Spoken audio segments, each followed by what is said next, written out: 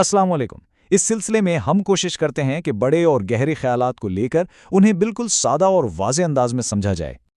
तो सवाल ये है कि इस शोर शराबे की दुनिया में, जहां हर कोई अपनी आवाज़ सुनाना चाहता है, एक खामोश मजबूती कैसी दिखती है? आजकल हम सब पर एक दबाव है ना, कि बस नज़रों में रहें, लोगों से वाह वाह समेटें। चलें इसी ख्याल को ज़रा खोल कर देखते हैं। और ये जो कुछ कर दिखाने का दबाव है ना, ये कोई आज की बात नहीं है। इस जदीद मसले को समझने के लिए हम एक बहुत पुरानी कहानी सुनेंगे। एक ऐसी कहानी जो सदियों पुरानी होने के बावजूद आज भी हमारे हालात पर बिल्कुल फिट बैठती है। तो कहानी शुरू होती है एक छोटे से गांव से, जहां एक नौजवान है एथिन और एक बहुत ही समझदार बुजुर्ग हैं। एथिन अपनी कामयाबियों पर बहुत फख्र करता है और दूसरी तरफ हैं ये बुजुर्ग, जिन्होंने जिंदगी का हर रंग देखा है। इन दोनों का मिलना, समझें कि जवानी के जोश और तजुर्बे की हिकमत का एक दिलचस्प टकराव है। तो इस कहानी में असल बात यही है कि सच्ची कदर कीमत आखिर है क्या, खास तौर पर जब अक्ल और गुरूर आमने सामने हो। चलें देखते हैं कि इन दोनों के बीच बातचीत से कहानी कहाँ जाती है।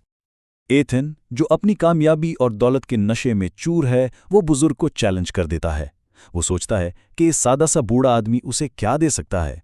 यही वो लम्हा है जहां दुनियावी चीजों का मुकाबला अंदर की खूबियों से होता है। अब बुजुर्ग का जवाब सुनिए।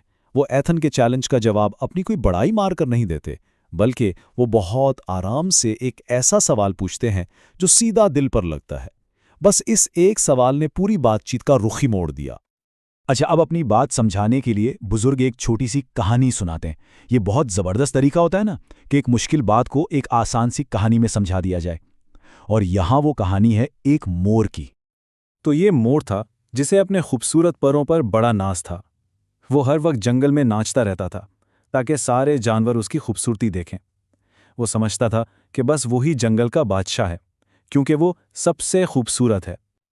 लेकिन फिर क्या हुआ? एक दिन बहुत तेज बारिश आई, तूफान आ गया। अब भला इस बारिश में किसको उसके परों की फिक्र थी? किसी को नहीं। अचानक सबको समझ आ गया कि जब मुश्किल वक्त आता है तो ये ऊपर की खूबसूरती किसी काम की नहीं रहती। और यही इस कहानी का सबक है कि असल चीज़ इंसान की अंदरूनी खूबियां हैं। जब मुसीबत आती है तो खूबसूरती कोई मायने नहीं रखती। जो चीज़ अहमियत रखती है वो है ताकत, मेहरबानी और किरदार। कहानी सुनाने के बाद बुजुर्ग इस मोर की मिसाल को सीधा एथेंस पर लागू करते हैं। वो समझाते हैं कि देखो, दिखावा करने वालों को थोड़ी देर के लिए तो शायद वाह-वाह मिल जाए, लेकिन आखिर में जो चीज बचती है वो ये है कि इंसान अंदर से कैसा है। ये बात याद रखने वाली है कि असल कीमत अंदर की है, बाहर की नहीं। तो कहानी का मकसद सिर्फ ये बताना नहीं कि गरूर कितना बुरा है, बल्कि ये एक बेहतर रास्ता भी दिखाती है। बुजुर्ग एथन को दो ऐसे अंदरूनी खजानों के बारे में बताते हैं जो इस खोखले गरूर की जगह ले सकते हैं।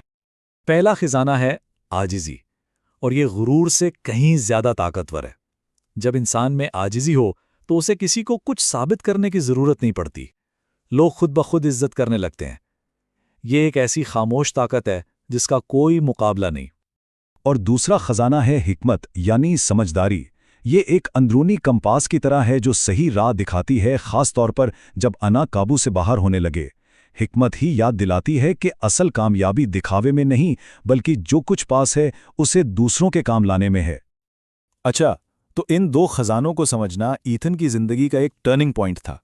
ये तब्दीली सिर्फ एक लम्हे की नहीं थी, बल्कि ये एक पूरा सफर था। चलें अब देखते हैं कि वो गुरूर को छोड़कर एक बामकसद जिंदगी की तरफ कैसे बढ़ता है। एथेन का ये सफर 4 मरहलों में होता है। पहला, उसे अपने गुरूर का सामना करना पड़ता है। दूसरा, वो मोर की कहानी से सबक सीखता है। तीसरा, उसे एहसास होता है कि असल कदर क्या है। और चौथा, वो एक नया रास्ता चुन लेता है, एक ऐसा रास्ता जिसकी बुनियाद लोगों की वाह-वाह नहीं, बल्कि एक अंदरूनी मकसद है। कई साल गुजर गए। एथेन एक बहुत कामयाब बिजनेसमैन बन गया, लेकिन उसने उस बुजुर्ग की बातें कभी नहीं भूली। उसने कामयाबी दिखावा करके नहीं पाई, बल्कि खामोशी से मेहनत की और हमेशा आजिज़ी और हिकमत को याद रखा। उसकी कामयाबी दरअसल उसके किरदार की जीत थी।